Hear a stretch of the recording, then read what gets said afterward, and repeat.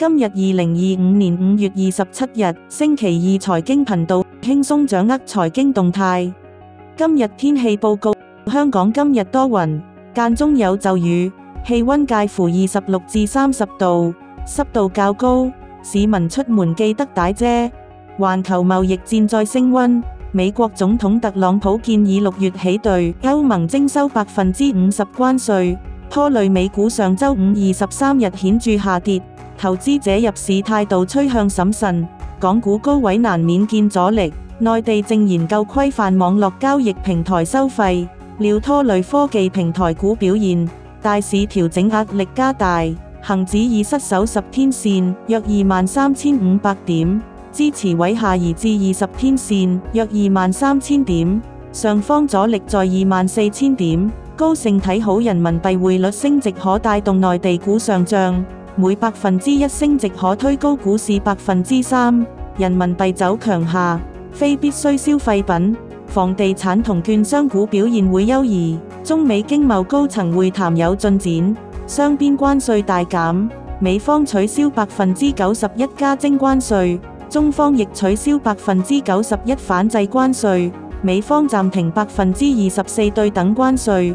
中方亦暫停24%反制關稅。今輪中美貿易衝突，人民幣表現強韌，唔似2018年3月至2020年1月對美元貶值13%，自4月2日起對美元升值1%。高盛外匯團隊下調美元對人民幣預測，3個月、6個月同12個月內分別達7.2、7.1同7，即未來12個月升值3%。周一在岸、離岸人民幣對美元大漲，離岸人民幣升破7.17元，創2024年12月新高。人民幣對美元中間價亦掉至4月2日高位，美元對離岸人民幣1個多月內急升，超2500點子。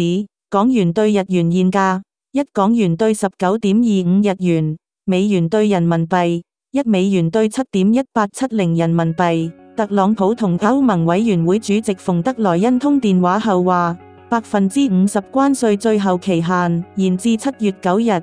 花旗因關稅升級，將黃金3個月目標價調高至每盎司3500美元，預計價格喺3100至3500美元間盤整。特朗普執政風格高度唔確定，美債風險未緩解，呢兩大問題再成市場焦點。展望未來，若全球金融市場波動加劇，中國政府政策支持下，中國資產波動率有望保持低位，或成全球資本避風港。內地市場受外部擾動同政策托底影響，短期震盪或持續至6月中下旬。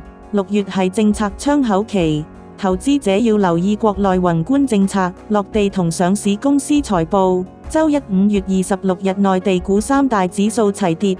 上證指數收跌0.05%，報3346.84點。滬深兩市成交額1.01萬億，超3700指個股上升。5月最後一周，內地礦內需政策加力，新興產業趨勢加持，內地股下探空間有限。但穆迪下調美國主權信用評級，海外市場波動或加劇，或稍為減弱內地股上行動能。周一5月26日港股三大指數低開低走，市場開市後小幅震盪上行，午盤前快回落，下午續跌，恒生指數收跌1.35%，報23,282.33點。港股短期震盪偏弱，但資金面積極可支撐大市，有助技術調整後重拾升勢。恒指上周短暫突破近2周區間頂部，竭力回吐後重返區間，跌破主要均線，區間底部23,100同上行通道底部或提供關鍵支撐。周一5月26日美股因陣亡將士紀念日休市一天。4月人民幣印鈔速度年化增長8%，即你1萬蚊款項每年少800蚊。想追返？